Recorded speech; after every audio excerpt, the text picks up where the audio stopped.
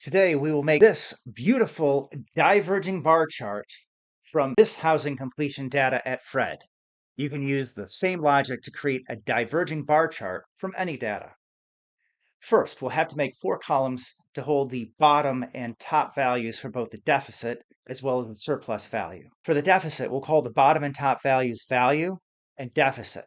For surplus, we'll call the bottom and top values baseline and surplus. First thing we need to do is check to make sure that the deficit values are in fact below the baseline. Otherwise, we're going to display a blank cell. If it is below the baseline, we want the value. That'll define the bottom.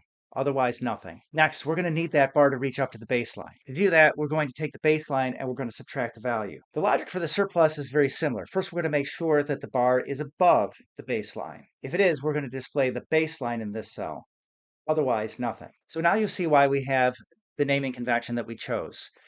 If the logic is true, this cell will display the value, this cell will display the deficit, this cell will display the baseline, and this cell will display the surplus. We're going to have to first check again to make sure that the value is greater than the baseline. The surplus is going to be defined as the value minus the baseline. Boom. Take a quick check to make sure that our logic is correct, and we paste these values down. Next, we're going to make a stacked column.